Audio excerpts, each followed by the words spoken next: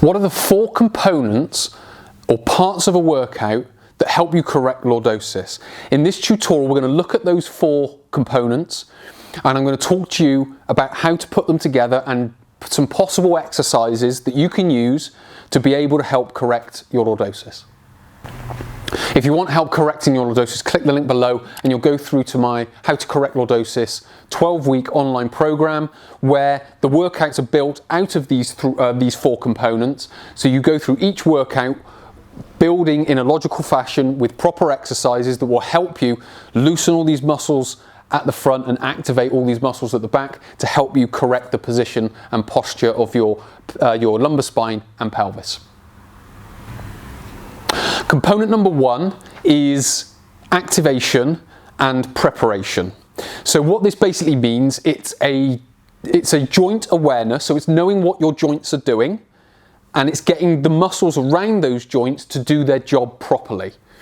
So a very simple example is maintaining this position whilst standing up straight, because what happens with a lot of people with lordosis, if they go to stand up straight, they just exaggerate their lordosis more. So what we need to be able to do is get that position, so we've got the abdominals working, we've got the glutes working, that sets the position of the spine and of the pelvis. Once we've got that, that starts to build our mind muscle connection. Now we can do this in a sort of a lying position. So again, one of the examples would be just to lift your arm up and know, as you come up, what is the point at which you then start to lift here. Because what we don't want to do is that. We don't want to lift here. What we want to be able to do is get to the same position, but we activate abdominals, we activate glutes. That will help hold all of this in position. What we can then do is get the arm in that position. Now, that is going to highlight areas of tightness, because what the body wants to do is just get the arm over the head, and it will do whatever it needs to do with the spine and the pelvis to get there. But what we need to be able to do is teach the body, no, this is what I want you to do with your spine, this is what I want you to do with your hips, and now you can get your arm there. Now, obviously, the goal of this is not to get the arm over the head. The goal is to get this active and this. But this is your sort of distraction to say, I want this overhead, but I want to maintain this here as well. So what we need to be able to do is get these muscles active. So that's the first part. And then that's the activation part. The prep part is just you knowing when you're in that position. So when we come up into a stretch, for example, and we put our arm over our head to stretch through psoas or the hip flexors, what we're not doing is just going into this position and going like that. Because what we want to be able to do is go hips, tummy, and then up. And then you can start to feel a proper stretch. Not just, I'm doing what you're telling me, my arm's over the head, I'm on one knee, which is exactly what you're telling me, but it's not quite. Because we want this active, we want this in position, and then we want this lifted. So the prep and the activation, so the movement of the body, which is going to try and pull your spine out of position, which is the awareness part, and the activation to hold it in place is all about what's going on up here, and you being conscious of your movement and being conscious of where your spine and where your pelvis are and what they're doing. And that's all that's for. So the first part of any workout is just to prepare your body, prepare your mind, and get the right muscles active. So as you go through the workout, it's much easier to get all of that sort of in your head, if you will. And then you'll perform the exercises much more easily. Component 2, as I've mentioned, is stretching. So I started introducing that in the previous part, but the next part is then to stretch. Because we know what position we want to be in, it's much more effective once we're active. So as the example, like I talked about in the last part, we want to come into stretches, we want to get active, and we want the right muscles and the spine in the right place. That then allows us, as I mentioned before, that will possibly highlight more areas to stretch as well, because we'll find more restrictions once we're in the right position and we come up. We'll feel more of a stretch coming through here, so we can get the glutes active and we can really push that hip forward without extending through the hips and the spine, but engage and just move into the stretch. What we also want to do is not only just for the psoas, but we also want to get the muscles that are associated. So we also might want to get the adductors. So the adductors are down the inside of the leg, which is very simple. Now, why do we want to get the adductors?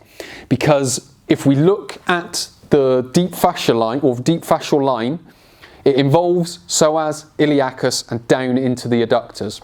So we need to be able to get that whole system nice and smooth and working. That will also contribute towards the dropping in of the knee and the collapsing of the foot and the internal rotation of the hip as well. So we need to open all of that out. So by stretching, we're now starting to lengthen the muscles. So what we're doing is, with the prep and the activation, we're getting in the right position and getting the right muscles doing what they're supposed to be doing. What we're now doing with the stretching is starting to open out that whole system.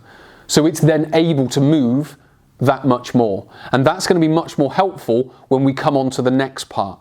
So with regards to the stretching, it works, well, all of these parts work very closely with each other, and there are reasons for building it in this way. Because as I mentioned last time, we're not only building the body, we're also building what's going on in here. Because if we've learned bad posture, we can learn good posture. It just takes time. So what we've got to be able to do is, number one, prep and activate the joints and the muscles. Then we've got to open them out with the stretching that we do. And as I mentioned, in the 12-week program, this is how the workouts are structured. Prep and activation, followed by stretch to open it out, then we can move on to the next component, which is where we start to mobilize joints. So now that we've started to give them the space to move into, we then need to start moving them into that space. So we need to start using exercises to mobilize and open out the joints. We would use them as a part of stretching as well. So just coming into a wide position here. So I've already talked about stretching the adductors. So if we come into this position here, you may even feel your adductors start to stretch and open out. But what we now need to do is start opening out the joints. We can just go down into a side lunge, which is very easy, just come down. But what we're doing is being a bit more dynamic, and then we're coming up and then we're going down. And we can add more to this. It just depends how far we can allow it to go. Now, what we don't do is we don't forget what we've just done in the prep and activation. So we still need glutes on, tummy on. Because again, what we don't want is we don't want to go into this position, just dump into this lordotic position. What we want to be able to do is get into there and then lunge down. So what we're doing is we're taking our joints to the end range. But what we've done in the prep and activation is we've switched on what's going on up here. We know the position that we need to be in, and we drop down, and we don't just dump into our lordotic position, our default. We maintain the position that we want, and we come down. We open it out with the stretching, so we can now come into this type of position and be active in this type of position. So we can go into these positions without the muscles being so tense that it pulls us out. So the third part, again, it's all building on top of each other. So all we've been doing so far is just trying to get the joints opened out so they can start to move into more effective, more neutral types of positions, rather than being in these like hyperlordotic, where the bum sticks out and the belly sticks out, types of positions. We can start to correct that just by doing what we've done in prep, activation, stretch, and now mobility.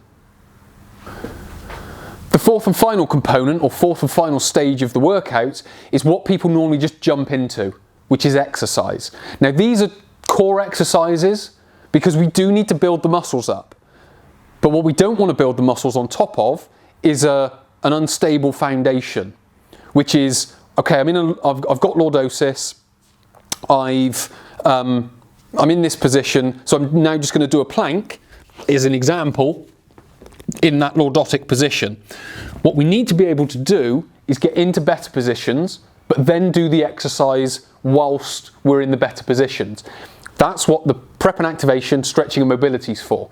Just so we can get into the positions. So when we go into the exercises like bridges, like planks, like side planks, like bird dogs, like half kneeling, all these different types of exercises, when we can get into them, we're going to be that much more, it's going to be that much more conducive to doing them, because we've got the right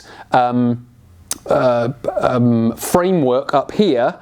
We know what position we need to be in. We know what position the pelvis needs to be in. We know what position the spine needs to be in. We know how to get it there with the right muscles. We've stretched and mobilized the joints so we can get there quite easily. And then we just wrap the exercise on top to teach the muscles and train them to be active in those positions. Obviously that will happen with some of the stuff we've done, but with regards to the exercise, it's just more concentrated because the muscles are more active and the position is more stressed, if you will, because we're working a little bit harder within it. So those are the 4 parts to a lordosis workout. We've got the prep and activation, which is up here, but also for here, gets the muscles right and the joints in the right place. Then we open them out with stretching and mobility, and then we reinforce that good position with exercise, with getting the abs and the glutes on in the right position, so we're able to maintain that good position for much longer. And then what happens over time is we start to correct it. It's not a case of we do this and then off we go, we've corrected our lordosis. It's a small process of progression, but these are the tools that you need to be able to get you there. If you've enjoyed this content, please do hit the like button below. If you've got a comment or a question, leave it in the comment section below. If you've learned something new, hit the thanks button. And if you want to watch more tutorials like this, hit the subscribe button and the bell icon, and you'll be notified when I release more tutorials.